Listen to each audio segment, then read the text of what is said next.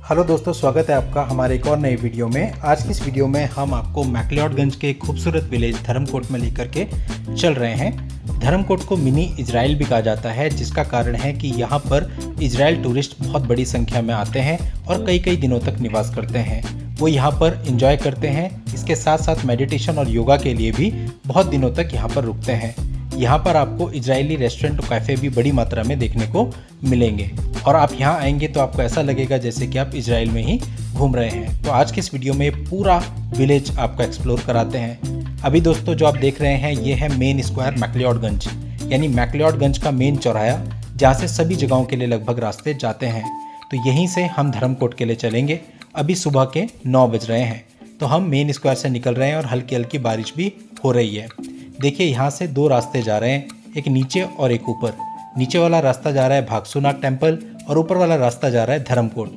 धर्मकोट यहाँ से 1.8 किलोमीटर की दूरी पर है। तो हम यहाँ पर पैदल ट्रैकिंग करके जा रहे हैं। हमने सोचा कि सुबह सुबह मॉर्निंग वॉक भी हो जाएगी।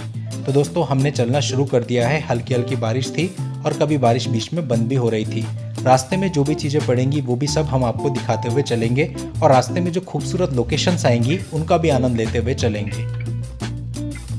2 किलोमीटर्स देखा जाए तो कुछ भी नहीं होता, इतना तो हम ट्रेडमिल पर वॉक ही कर लेते हैं।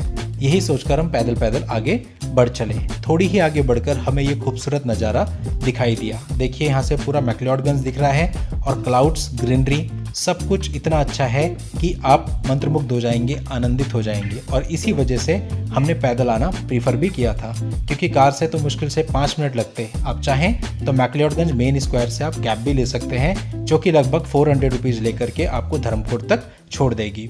और रास्ते में ही हमें institute of performing arts Tibetan institute पड़ेगा। वो मेन स्क्वायर से 1.2 किलोमीटर की दूरी पर पड़ता है। तो पहले हम वहाँ पर रुकेंगे, उसे एक्सप्लोर करेंगे और उसके बाद फिर हम आगे धर्मकोट के लिए बढ़ेंगे। तो दोस्तों पैदल का अपना आनंद होता है। सुबह का टाइम है, अभी 9:20 हो रहे हैं। हम सब पैदल पैदल चल रहे हैं। मौसम बहुत सुहाना है और हरियाली है। केवल चिड़िया की आवाज़ आपको यहाँ पर सुनाई देगी। तो कैब से उतना मज़ा नहीं आ पाता जितना ट्रैक करके आता है। और है भी थोड़ा सा ही, 1.5-2 किलोमीटर, कुछ भी नहीं होता, और वो भी स्टॉपेज के साथ। तो चलते हैं, आपको भी दिखाते हैं। आप देख सकते हैं चारों तरफ ग्रीनरी, रोड कंडीशन, और ये देखिए आप व्यू।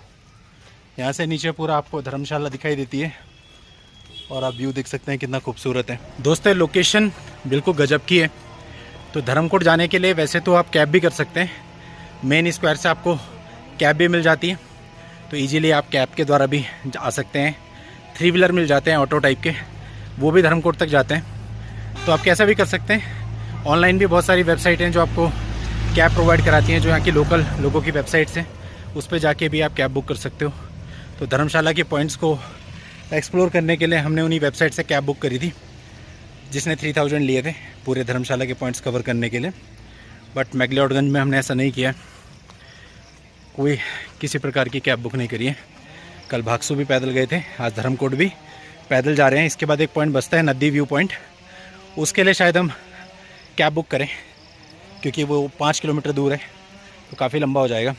और आप देख सकते हैं हमारे साथ बच्चे भी हैं। वो देखो पीछे छोटा ब्लॉगर आ रहा है, वो वीडियो बनाता हुआ चल रहा है। तो ऐसे में थोड़ी दिक्कत हमें हो सकती है। तो मे बी नदी के लिए हम लोग कैब बुक करेंगे। बट अभी फ़िलहाल धर्मकोट तक तो ये पैदल ट्रैकिंग ही कर रहे हैं। अभी दोस्तों हमने नाश्ता भी नहीं किया है, और यहाँ मैक्लियोडगंज में ऐसा है कि 9 बजे से पहले आपको ब्रेकफास्ट जनरली कहीं मिलता भी नहीं है। तो हमने सोचा कि इतना हम चलते हैं, धर्मकोट पहुँच जाएंगे। वैसे तो रास्ते में भी हमें काफ़ी रेस्टोरेंट पड़े थे, बट हमने सोचा कि धर्मकोट जाके ही अब हम ब्रेकफास्ट करेंगे। सामने देखिए आपको एक गेट दिख रहा है तिब्बतियन कल्चर का। ये है Tibetan institute of performing arts. और जब हम यहाँ गए तो उस समय पे ये बंद था, और यहाँ पे जो सामने भाई साहब हैं इन्होंने बताया कि यहाँ ऐसे अलाउ नहीं है, ये एक स्कूल है। तो फिर हम आगे बढ़ गए। और राइट हैंड साइड पे देख रहे हैं ये एक रेस्टोरेंट भी है, तो ये भी पूरे तरीके से बंद था। और हमने सोचा कि जब हम धर्मकोट जा ही रहे हैं और वहाँ पे इतनी वैरायटीज अवेलेबल हैं तो हम वहीं ट्राई करेंगे। तो हम बीच में रुके भी नहीं, चलते चले गए। और दोस्तों रास्ता काफ़ी खूबसूरत है। आपको बता दें कि इस पूरी ट्रैकिंग में हमें लगभग 45 मिनट से 1 घंटे का टाइम लगा धर्मकोट तक पहुँचने में। धर्मकोट हिमाचल प्रदेश के कांगड़ा जिले में स्थित एक छोटा सा गाँव है, जो अपनी प्राकृतिक सुंदरता और शांति के लिए जाना जाता है। यह गांव मूल रूप से खानाबदोश गद्दी जनजाति के द्वारा बसाया गया था। लेकिन 20वीं सदी के मध्य में दलाई लामा के मैक्लोडगंज में बसने के बाद यह गांव अंतर्राष्ट्रीय ध्यान का केंद्र बन गया और इसीलिए यहाँ पर काफ़ी टूरिस्ट आते हैं। अब देखिए जो एरो लगा हुआ है नीचे की तरफ, वहाँ पे हमें जाना है, लेकिन अभी हम यहाँ थोड़ा रुक रहे हैं क्योंकि यहाँ ठीक सामने ही एक मेडिटेशन सेंटर है जो यहाँ काफ़ी फेमस है, तुषिता मेडिटेशन सेंटर, जिसका गेट आप सामने देख रहे हैं। यहाँ काफ़ी सारे फॉरेनर्स मेडिटेशन के लिए आते हैं और उनके कोर्सेज को ज्वाइन करते हैं। आप देख भी रहे हैं अंदर गेट से काफ़ी सारे फॉरेनर्स बाहर आ रहे हैं, तो हमने सोचा हम भी थोड़ा गेट के अंदर चल करके देखते हैं। तो जब हम गेट के अंदर गए तो हमें ये सामने एक बोर्ड दिखा, इस पर इनकी टाइमिंग्स वगैरह लिखी हुई है और ये रास्ता दिखा जहाँ पर तुषिता मेडिटेशन सेंटर है। बट अभी बहुत क्लाउडी हो रहा है तो ठीक से सब कुछ नज़र भी नहीं आ रहा है, तो हम इसलिए और आगे नहीं गए, बस हम यहीं तक गए और इसके बाद फिर हमने अपनी आगे की यात्रा शुरू करी। तो ये तुषिता मेडिटेशन सेंटर है। अब दोस्तों जैसे मैंने आपको बताया था कि आपको नीचे वाली रोड पे जाना है और वहाँ पे एरो भी लगा हुआ है धर्मकोट का, तो धर्मकोट के लिए आपको जाना है। अगर आप अपनी कार से आते हैं तो यही पॉइंट है, यहाँ पे आपको अपनी कार पार्क करनी पड़ेगी और यहाँ से आगे आपको पैदल जाना पड़ेगा। तो आप कह सकते हैं कि कार से केवल आप 1.5 किलोमीटर ही आ पाएंगे, उसके बाद आपको फिर भी पैदल ही चलना पड़ेगा। और अगर आप कैब से आए हैं तो कैब आपको थोड़ा और आगे तक ले जाएगी। अभी वो पॉइंट भी हम आपको दिखाएंगे जहाँ पे कैब आपको छोड़ देगी। तो हम तो पैदल आ रहे हैं, कोई दिक्कत ही नहीं है। देखिए सामने कैब खड़ी है, वो टूरिस्ट को वहाँ उतार रही है। तो ये पॉइंट है, ये टैक्सी स्टैंड है। अगर आप कैब से आते हैं तो कैब इस पॉइंट तक आपको छोड़ेगी। इस पॉइंट से आगे धर्मकोट का मार्केट स्टार्ट हो जाता है जो कि लगभग 500-600 मीटर का है और उसके बाद ट्रैक करके आप ऊपर खूबसूरत लोकेशन में भी जा सकते हैं जहाँ पर एक टेम्पल भी है। तो सब कुछ आज के इस वीडियो में हम आपको दिखाएंगे। यहाँ से रेस्टोरेंट, कैफ़े वगैरह स्टार्ट हो जाते हैं और आप देख सकते हैं कि बहुत सी जगहों पर इजरायली लैंग्वेज का यूज किया गया है। ये वैगन रेस्टोरेंट है, यहाँ पर हम चल रहे हैं। हमें एक्चुअली ब्रेकफास्ट करना था, काफ़ी भूख लग रही थी, अभी टाइम भी काफ़ी हो चुका था, तो हमें लगा कि अपनी यात्रा आगे कंटिन्यू करने से पहले कुछ खा लेते हैं। तो दोस्तों आपको ये रेस्टोरेंट हम दिखाते हैं और यहाँ का रिव्यू भी देंगे कि यहाँ पर सब कुछ कैसा है। देखिए इस तरह की सीटिंग यहाँ पर है, थोड़ी सी डिफरेंट है जो कि काफ़ी अच्छी लग रही है। तो हमने मेन्यू देखा और ऑर्डर किया। फ्रेंड्स हम लोग आ चुके हैं जॉय फूड रेस्टोरेंट में। तो हमने फिलहाल अपना ऑर्डर दे दिया है। हम ब्रेकफास्ट करने के लिए आए हैं और अभी सुबह के 10:15 बज रहे हैं और फिलहाल भैया आ रहे हैं अभी हमारा ऑर्डर देकर।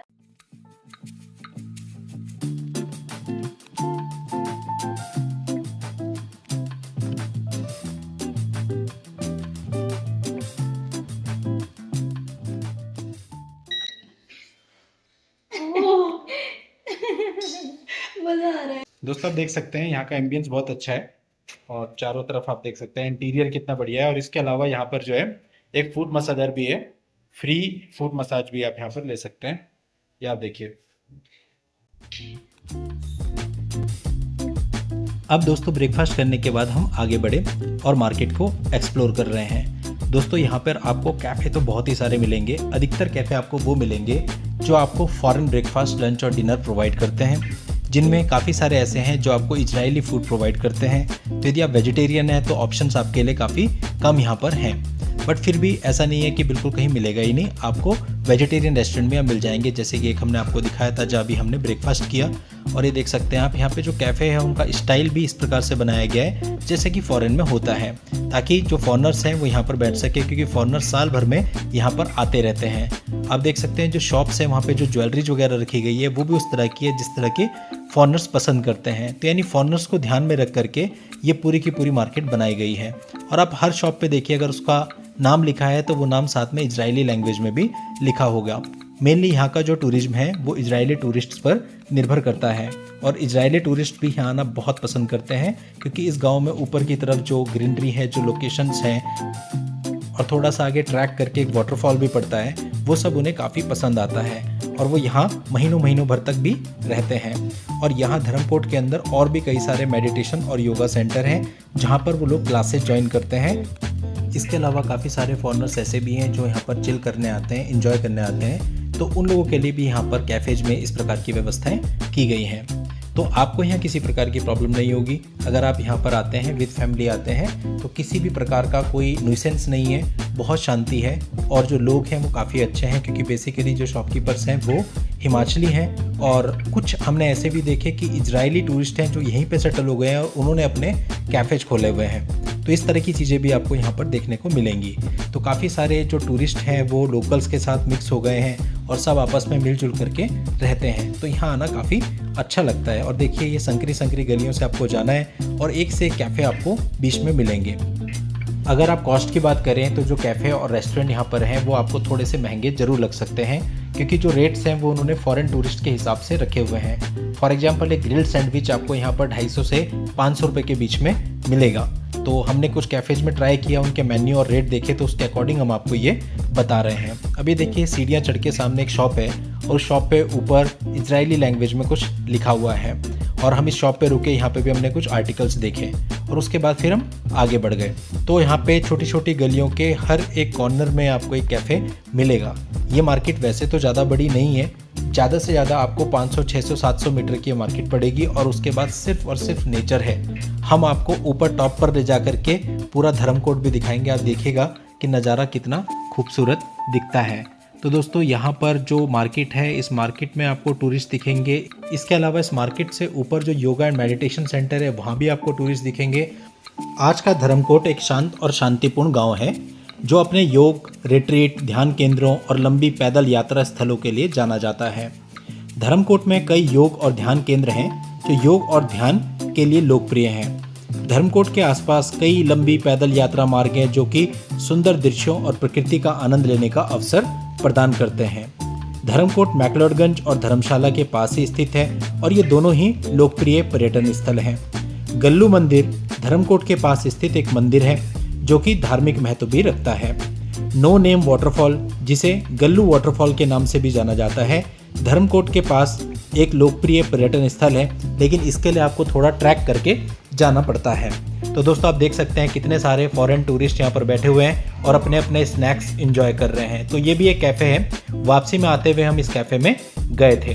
तो दोस्तों यहाँ पर आपको इजराइल के अलावा बाकी अन्य देशों से भी कुछ टूरिस्ट मिल जाएंगे और आप टूरिस्ट से बात भी कर सकते हैं। उनका जो बिहेवियर होता है वो काफ़ी अच्छा रहता है। दोस्तों अब हम आगे बढ़ रहे हैं और ये स्टेयर्स आपको दिखेंगी। यहाँ आप कह सकते हैं कि ऑलमोस्ट ये मार्केट का एंड हो जाएगा और उसके बाद ये स्टेयर्स चढ़ करके आप पहाड़ के टॉप पर पहुँच जाएंगे और उसके ऊपर भी आप जितना चाहें ट्रैक कर सकते हैं। ट्रिन ट्रैक के लिए भी आप जा सकते हैं, पर फिलहाल हम एक पहाड़ की चोटी पे जाते हैं जहाँ पर एक टेम्पल है और वहाँ से फिर आपको नीचे के नज़ारे दिखाते हैं। अभी फ़िलहाल हम यहाँ बीच में से ही आपको एक नज़ारा दिखाते हैं। देखिए धर्मकोट और रनिंग क्लाउड्स आपको बिल्कुल क्लियरली रन करते हुए दिख रहे हैं। तो इतना प्यारा लगता है धर्मकोट। अभी हम और ऊपर जाएंगे और वहाँ से भी आपको नज़ारे दिखाते हैं। ये देखिए एक टेम्पल आपको नीचे दिख रहा है, उस टेम्पल से भी हम ऊपर आ चुके हैं और इस समय पे जो सुंदरता आपको दिख रही है, जो क्लाउड्स, ग्रीनरी और पूरा धर्मकोट बसा हुआ यहाँ से नज़र आ रहा है। दोस्तों ये काफ़ी टॉप पॉइंट पे हम आ चुके हैं और अब हम यहाँ से वापस चलेंगे और दूसरे रास्ते से जाते हुए आपको कुछ ऐसे ही बेहतरीन नज़ारे और यहाँ पे बने हुए मिट्टी के घर भी दिखाएंगे। अगर आप चाहें तो इस पॉइंट से और ऊपर भी आप ट्रैक करके जा सकते हैं। तो दोस्तों जैसे कि आपने वीडियो में देखा कि हम लोगों ने पूरा धर्मकोट कवर अप किया और आपको भी दिखाया। यहाँ पे पूरे तरह से फॉरेन वाइब्स आती हैं क्योंकि इजरायली टूरिस्ट आपको यहाँ पे अधिकतर देखने को मिलते हैं। और अभी आप सामने का मौसम देख सकते हैं, क्लाउड्स जा रहे हैं। आप दूसरे फ्रेम में देख सकते हैं वीडियो के, पूरी तरह से क्लाउड है और क्लैरिटी आ गई है। सुबह तो वीडियोज़ में कुछ दिख ही नहीं पा रहा था, ब्लर वीडियो बन रहे थे। दोस्तों अब हम नीचे की तरफ जा रहे हैं और एक छोटा सा कैफ़े है, यहाँ पे हम रुकते हैं और आप देखेंगे कि यहाँ से टूरिस्ट आ रहे हैं। दोस्तों जहाँ से हम आए हैं, अगर हमें वहीं से वापस जाना है तो यही रास्ता है जहाँ से टूरिस्ट आ रहे हैं। बट अभी हम वापस नहीं जा रहे हैं। ये देखिए ये टेम्पल है, बस ये टेम्पल निशानी है कि आप इधर से वापस जा सकते हैं। बट हम सीधा आगे बढ़ गए क्योंकि हमें अभी और एक्सप्लोर करना था यहाँ पर क्या क्या था। तो रास्ते में हमें कई सारे अलग अलग देशों के टूरिस्ट, जिनमें मैक्सिमम इजरायली टूरिस्ट हैं, वो दिखाई दे रहे थे। दोस्तों हम थोड़ा और आगे बढ़ गए और हमने सोचा कि थोड़ा और आगे देखते हैं। तो यहाँ पे बीच बीच में आपको कई सारे बढ़िया होम स्टे भी नज़र आ जाएंगे। तो यहाँ पर आप रूम लेकर के कुछ समय के लिए रुक भी सकते हैं। देखिए हैंग आउट कैफ़े, सामने देख रहे हैं बुद्धा डिलाइट। तो इस तरह के कई सारे कैफ़े यहाँ पे पतले पहाड़ों के ट्रैक पर आपको मिल जाएंगे। ये रास्ता भी देखिए स्टेयर से ही होकर के जा रहा है और यहाँ पर भी काफ़ी सारे टूरिस्ट जो हैं वो वॉक कर रहे हैं, आप देख सकते हैं। तो अभी हम जिस रास्ते से आए थे हम उस रास्ते से नहीं जा रहे हैं, ये दूसरा रास्ता है क्योंकि हमें ये एक्सप्लोर करना है और आगे यहाँ पर कुछ घर और प्राकृतिक नज़ारे हैं जो कि देख करके आपको भी काफ़ी अच्छा लगेगा। और जो टूरिस्ट आप देख रहे हैं ये ऊपर तक इसी प्रकार से ट्रैक करते रहते हैं क्योंकि अधिकतर ये लोग नेचर लवर होते हैं। और देखिए यहाँ पर किस तरह से लोगों ने छोटे छोटे मंदिर बनाए हुए हैं और इसी तरह के मंदिर हमें लोगों के घरों में भी दिखे। यहाँ जो घरों की छतें हैं वो भी पहाड़ की चट्टान के जो पत्थर होते हैं उनसे बनाई गई हैं। जब हम थोड़ा और आगे गए तो यहाँ पर हमें एक ऐसा घर दिखा जो काफ़ी पहले के ज़माने का है। हम आपको दिखाते हैं और हमें भी देख के काफ़ी अच्छा लगा। ये देखिए मंदिर बनाया गया और उसकी छत भी बिल्कुल ट्रेडिशनल शैली में बनी हुई है।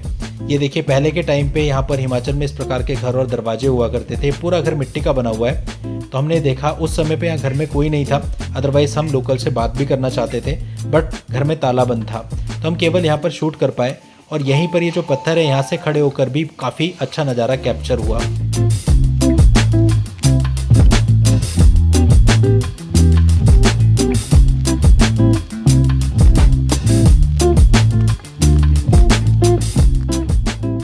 दोस्तों यहाँ से आगे रास्ता नहीं था तो यहाँ से हमें फिर वापस जाना पड़ा। दोस्तों हम एक पॉइंट पे खड़े हैं धर्मकोट में और आप देख सकते हैं यहाँ से पीछे का व्यू और मेरे ठीक सामने एक पुराना घर है जो कि काफ़ी सुंदर है।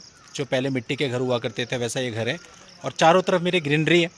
आप देखिए मेरे सामने वाले फ्रेम में आपको ग्रीनरी दिखेगी और मेरे पीछे आपको क्लाउड्स दिखेंगे।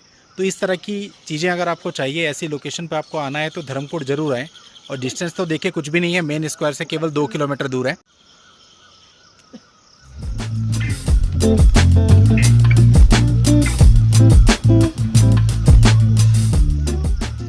दोस्तों ये जगह नेचर लवर्स के लिए बिल्कुल वरदान है और जब आप यहाँ से चलेंगे तो आपको नेचुरल आवाज़ें, चिड़ियों की चहचहाट चारों तरफ सुनाई देगी जो कि आपको बहुत ही अच्छी लगेगी, जो कि आपको यहाँ से बाहर जाने पर शहरों में सुनाई नहीं देगी।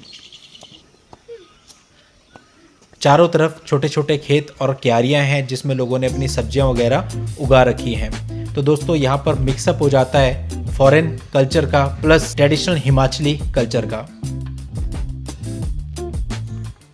अब देखिए हम उस पॉइंट तक पहुंच गए हैं जहाँ से हमको वापस जाना है। तो वो टेंपल निशानी है जैसे मैंने आपको बताया था। ये देखिए ये देवी टेंपल है। तो यहाँ देवी टेंपल वाले रास्ते से हम वापस नीचे जाएंगे। ठीक सामने देवी टेंपल के पीछे अगर आप ध्यान से देखें तो इस समय पे भी आपको रनिंग क्लाउड्स नज़र आ रहे हैं। तो यदि दूर से कोई देखेगा तो ऐसा लगेगा जैसे आप उन क्लाउड्स में ही हैं। तो अब स्टेयर्स उतर करके हम वापस चल रहे हैं और वापस चलते हुए भी कई सारी चीज़ें हम आपको एक्सप्लोर कराएंगे। सामने आप एक कैफ़े देख रहे हैं मलका के नाम से। ये दोस्तों इजरायली कैफ़े है और यहाँ पर सामने जो आप रिसेप्शन पे देख रहे हैं वो एक इजरायली है और इसकी टैगलाइन है the queen of Israeli food.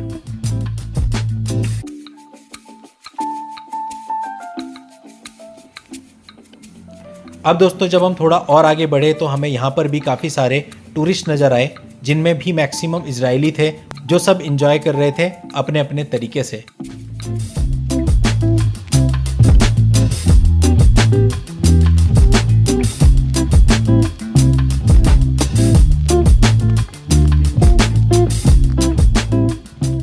थोड़ा सा हम और आगे बढ़े तो यहाँ शॉप्स वगैरह थी। तो यहाँ हमने एक पर्स मालूम किया तो उन्होंने हमें उसकी कॉस्ट बताई 800 रुपीज़ और वही सेम पर्स बाहर 200 रुपीज़ का बिक रहा था। तब हमने उन्हें कहा कि भैया हम इजराइल से नहीं हैं, इंडिया से हैं, और उन्हें जब समझाया तब वही पर्स उन्होंने 200 रुपीज़ में दिया। तो इस चीज़ का भी आपको यहाँ ध्यान रखना है। यहाँ पे जो शॉपकीपर्स हैं वो कई बार आपको प्राइस बहुत बढ़ा चढ़ा करके बताते हैं। और अगर आपको यहाँ धर्मकोट में कोई चीज़ पसंद आ गई है तो वही सेम चीज़ आपको मैक्लियोडगंज में भी मिल जाएगी, भागसू में भी मिल जाएगी, लेकिन वहाँ पे जो दाम होंगे वो बहुत कम होंगे। जैसे कि मैंने आपको बताया वो तो कल भागसू जाते हुए हमने उसका प्राइस मालूम कर लिया था 200 था, तो वही चीज़ हमें यहाँ पर 800 की वो बता रहे थे, तो बाद में हमने 200 की ही ली। तो यहाँ पे आपको इस चीज़ का ध्यान रखना है कि आप इंडियन टूरिस्ट है तो कई बार वो फॉरेन वाले रेट ही आपको बता देंगे, कोट कर देंगे, तो आपको उसको बार्गेन करना पड़ेगा। और फिर भी अगर वो नहीं देते हैं तो बेटर है कि आप मैक्लियोडगंज जा करके वो सेम चीज़ परचेज कर सकते हैं, क्योंकि जो आर्टिकल्स आपको यहाँ मिलेंगे वो सारे आपको वहाँ भी मिल जाएंगे। अब दोस्तों जब हम वापस जा रहे थे तो वापस जाते हुए भी हमें रास्ते में काफ़ी सारे कैफ़ेज ऐसे दिखाई दिए जो कि हमने जाते टाइम नहीं देखे थे।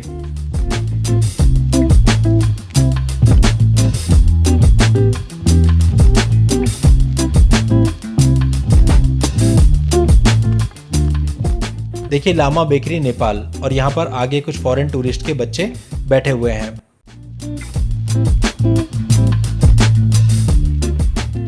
दोस्तों ये लोग हमारी तरह पराठा और चाय नहीं लेते हैं, इनके जो स्नैक्स होते हैं वो बिल्कुल डिफरेंट ही होते हैं, और इनके जो स्नैक्स होते हैं वो हम लोग नहीं ले सकते हैं, क्योंकि हम लेंगे तो हमें सेटिस्फेक्शन ही नहीं मिलेगा, हमें लगेगा हमने कुछ खाया ही नहीं। तो दोस्तों यहाँ पे इस मार्केट को क्रॉस करते हुए हम आगे बढ़ रहे हैं और यहाँ काफ़ी सारे टूरिस्ट हैं जिनके बच्चे ऐसे घूम रहे हैं। इट मीन्स इससे पता चलता है कि यहाँ काफ़ी सारे टूरिस्ट ऐसे हैं जो लंबे समय के लिए स्टे करते हैं, स्टे करे हुए हैं और उनके जो बच्चे हैं वो आसपास घूम रहे हैं, खेल रहे हैं।